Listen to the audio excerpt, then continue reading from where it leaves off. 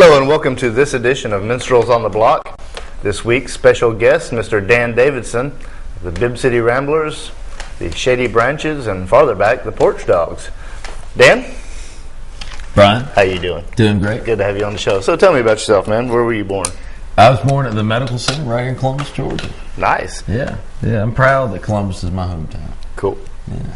So what did your parents do? My father was a businessman, and my mother was a homemaker, stay-at-home mom. Cool. Mm-hmm. Do you think that that your dad being a businessman, do you reckon you picked up anything that's been of use to you in your music career? In my music career? Because there's a lot of business involved in that. Oh, yeah. As a profession right now outside of music, I am a salesman, self-employed. So, but we're not going to talk about sales, please God.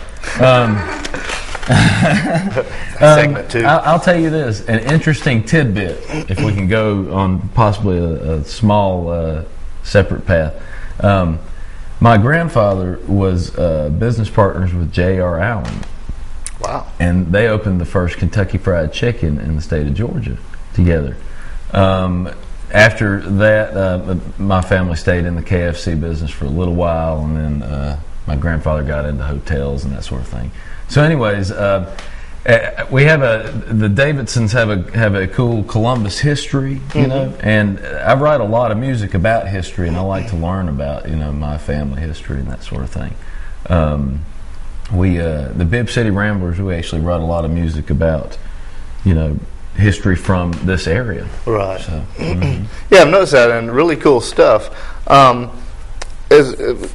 Now you the business aspect of it, you've said that you like to do, write about the history of your family and stuff, or learn about the history of your family. Mm-hmm. Was there any really cool stuff that you ran across? Oh, I've been meaning to go on to that ancestry, but I just run across, when it comes to my personal family history. It's cool. My grandmother was actually a air traffic control person for the Luftwaffe, awesome. the Nazi Air Force. But I'm not a Nazi, I swear. Anyway, she just directed planes. Right. She tried to crash them. But she met my grandfather, when he was over there in the war. Oh. And they made their way back here. Since then, I've been over there to see some of my family over there. But history itself is just cool to me to learn about what different people were like, because you grow up with a certain set of people, right? Your family, your immediate family, and you kind of assume that your bloodline is kind of like those people. Mm-hmm.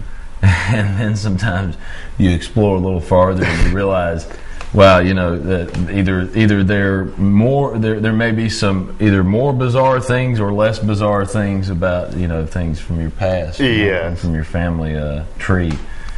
But when it comes to writing songs about the history and stuff, we write stuff about what happened in this area. None of it's happened to me or anybody I'm related to. Now, Brian Fowler, who plays mandolin with the Bibb City Ramblers, he wrote a song about one of his relatives in Kentucky. He's from Louisville, Kentucky. And he wrote a song, we call it Nellie Fowler. We don't really know that's what her name was. I don't think. Maybe we do.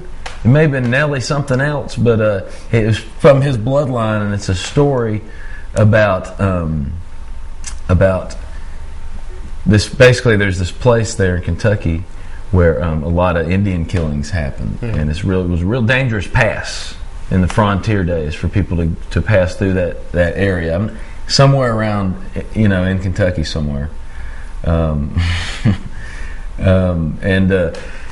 Anyways, the song is basically about somebody that was in his family tree.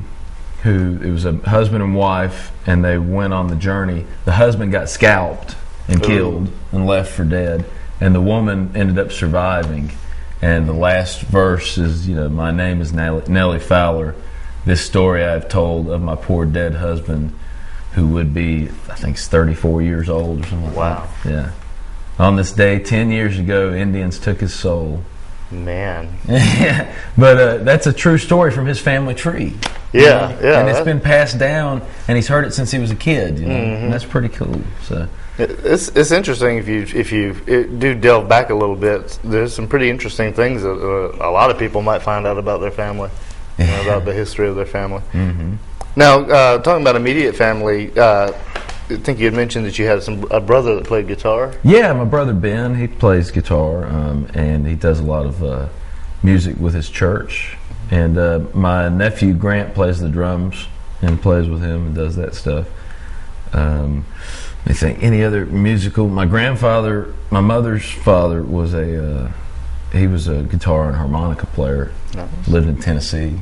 Like he used to like bluegrass and stuff, but I was kind of still a young punk before he died. He didn't see me get into the bluegrass thing. I was too young for that. I was into heavy metal. Dan Davidson and heavy metal. Come back to you on that one. Oh yeah. Ripped jeans. Yeah. Wow. Bandanas. That's a different Dan Davidson. Even a little spandex. Yeah. But we'll stay away from that too. So a lot of subjects we're just kind of mentioning, but staying away from it. Well, stepping into your music a little bit, what age did you start playing guitar? I was about, let me think. I got my first guitar when I was 10 years old. I started, playing it. I have to tell you, it was one of those things where I'm really very glad that I stuck to practicing guitar when I was young. When I was 10, I had it. I didn't start really playing it till I was about 12. And when you're young, all you kids out there, when you're young, that's when your brain absorbs everything real easily, and you can still figure out how to do stuff, and you can grow at a much faster rate as a musician. Because when I was 12, I started clunkety-clunking around. By the time I was 16 or 17, I would venture out to play open mic nights and different things like that, and that's where I got a lot of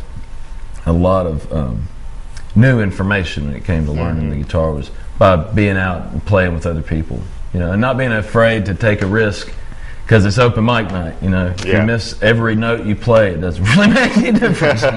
So. But yeah, I got the guitar when I was 10. I started playing when I was 12. I was decent by the time I was 16 or so, Yeah. And someone's at the door. Someone's at the door. No. Is this Mr. Rogers? Well, it's the postman. So that's cool, yeah, and getting out and playing with people. Open mics are great for that, for anybody who might be out there considering coming. Usually that's later in the show, but open mics are a great place to learn. That's right. You learn off other people. Now, tell me about your first band. Well, I first started playing music. Actually, me and Brent Lindley. Have you done a show with Brent on here? No, he kind of bailed off. Yeah, I got you. Well, he's up in Nashville. We're still trying to rope him back for a show. But we were in high school together, and freshman year at football camp, I remember it seemed like we were the only two guys who weren't wearing like baggy pants and listening to hip hop music. Apparently, at when my generation and especially my class, seemed like that was when a lot of the hip hop and rap influence came into play. Not that there's anything really wrong with that. I just don't like the kind of music, And but I love the blues. I love jazz. I just don't like mindless blabber. But anyways, me and him were the only ones that didn't listen to that kind of music. Yeah. We were the only ones that listened to rock and roll music. It seemed like, I was like, hey, what happened to rock and roll here? And we were freshmen in high school, and so we started playing guitar together, and we just played off and on, over the years. And then he and I played as a duo. We played a lot of Grateful Dead and a lot of Bob Dylan songs. And that was back in, let's see, when we were out actually doing that, it was probably about 99, 98 to 2000 or 2001. And me and him both kind of learned to play guitar together, really. Yeah. And after that, I played with Trip Wrigley and the Porch Dogs. I played a couple of gigs with an old friend, Danny Chase, who I hadn't seen in years, but that band was called In Need of Eve, but that wasn't really my band. I just played bass with them a little bit, Yeah. Let me think. That was pretty much it. Me and Trip and a lot of other people did the Porch Dogs, which was actually in Bibb City, is where we began. We used to have parties every Sunday on the porch, and there would be 20 people there on average. It seemed like every Sunday or more. Big porch. Maybe a little less. Yeah, it was one of those. Oh, yeah. Actually, they tore down the building that the duplex used to be in. There used to be a bunch of duplexes right there on River Avenue, right in front of the river in Bibb City. Yeah. And it was like the best place you could possibly live in Bibb City. Well, there's a couple of nice spots, but and they tore it down. But every Sunday we used to have jam sessions over there and just pick. So we were called the Porch Dogs, and it was at Tripp's house, which was my house for a while. We lived next door in a duplex, and and so that's how we got that name. Cool. And there's assorted members. Brian Fowler's a member of the Porch Dogs, or used to be, or whatever. Buck Bradshaw, I don't know if you know him. He plays with Bo Henry Band, plays the keys and sings. Cool. He's played with Peggy Jenkins and stuff down at the Loft a lot. Bunch of other folks. Carrie Lowe, I don't know, you remember Carrie? Yeah. Percussion. Kenny Lewis used to play with us. Got him Dangerous Dan. It wasn't me, but another guy. Yeah, all kinds of folks. But those were fun days. But that was back in Bibb City, and ever since then, I always had some thought of having a band that had Bibb City in the name. You know what I mean? And then in 2000 and it was about 4 years ago. So. Brian Fowler got a note on his door from Will Dockery that said the governor's back in town, because Will calls me the governor of Shadowville. Yeah. That's awesome. A big long story. See the Will interview. Yeah, it's like Lord of the Rings or something. But anyways, so Brian called me up out of the blue and said, "Hey, you want to try to start a country and bluegrass band?" And I was like, "I'd be sure." I wasn't really doing anything, So we started the Bibb City Ramblers. That was my homage to the days of Bibb City, Cool. And we've been doing that for 4 years. Actually, it was in 2008. Is that right? Mm-hmm. That I met. She's over there. You can't see her.